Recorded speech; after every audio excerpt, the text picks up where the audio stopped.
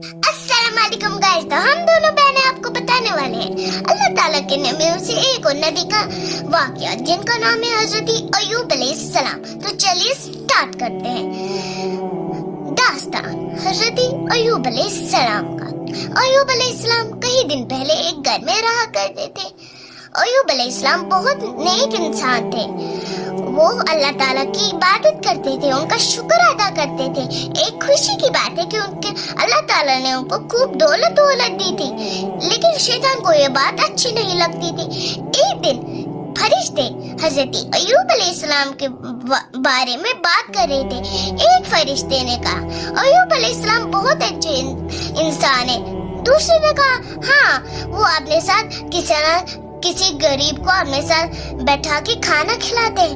तभी ये सारी बातें शैतान ने सुन ली। वो बहुत गुस्सा आया। पहले शैतान ने सोचा कि मैं अय्यूब अलैहिस्सलाम को बोलूंगा कि आप अल्लाह ताला की इबादत मत करो, लेकिन वो अय्यूब अलैहिस्सलाम पहले से ही अक्लमंद थे, बचपन से ही अक्लमंद थे, तो शैतानी ख्याल उनका कुछ नहीं कर पाए। इससे शैतान बहुत ज्यादा गुस्सा हो गया। फिर उनने अल्लाह ताला के पास जाने का फैसला किया। जब वो अल्लाह ताला के पास गए, उसने बोला मालिक आपने अय्यूब अलैहिस्सलाम को इतनी दौलत दी है, इसलिए वो आपका शुक्र अदा करता है। मुझे इजाजत दीजिए, मैं उसकी दौलत को छीन लूंगा, फिर देखना वो आपकी इबादत नहीं करेगा। उसने बोला अल्लाह ताला उनको शैतान को सबक सिखाना चाहता था, इसलिए उसने बोला मैंने तुम्हें इजाजत दी है, जाओ और उसका सब कुछ दौलत छीन लो। इससे शैतान बहुत ज्यादा खुश हो गया और उसकी सारी दौलत फसल को जला दिया।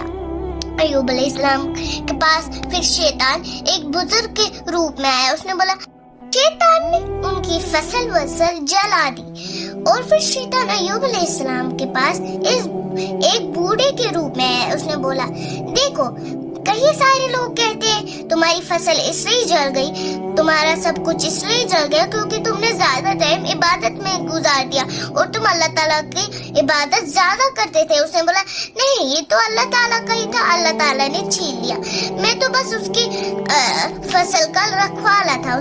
फिर शैतान फिर से अल्लाह ताला के पास गया और बोला देखो, अगर सबसे ज्यादा पसंदीदा उनके बच्चे होते हैं, मैं उनके बच्चे छीन लूंगा। और उनके बच्चे एक रात को सारे बच्चे सो रहे थे, उनका घर हवा बहुत ज्यादा हवा की वजह से गिर गया और बच्चे गुजर गए बेचारे। और फिर अय्यूब अलैहिस्सलाम के पास वो फिर से एक बूढ़े के रूप में गया। उसने बोला देखो, तुम्हारे बच्चे भी आज गुजर गए हैं क्योंकि तुम अल्लाह ताला की इबादत करते थे, उनके पास कभी नहीं बैठते थे। उसने बोला नहीं, ये तो अल्लाह ताला के पास चले गए, अल्लाह ताला उसी की अमानत थी, उसी के पास चली गई। फिर उसने बोला उसने फिर से अल्लाह ताला का शुक्र किया। शैतान तीसरी बार अल्लाह ताला के पास गया, कहा मालिक जब तक अय्यूब सेहतमंद है तब तक वो आपकी इबादत करता रहेगा, अगर मैं उसको बीमार कर दूं तो वो आपकी इबादत करना छोड़ देगा। हजरत अल्लाह ताला ने बोला ठीक है, कर दो, देते हैं। शैतान ने फिर हजरत अय्यूब अलैहिस्सलाम को बीमार कर दिया।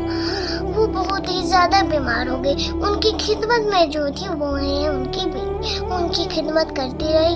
उनके जो नौकर वोकर थे वो भी चले गए, कहा ये तो बीमार हो गए, अब यहाँ में क्या करेगा, हम भी चले जाते हैं। फिर सिर्फ वही बच्ची थी, उनकी बीवी जो उनकी खिदमत में थी। फिर शैतान ने सोचा मैं आप हजरत अय्यूब अलैहिस्सलाम की बीवी को भटकाऊंगा।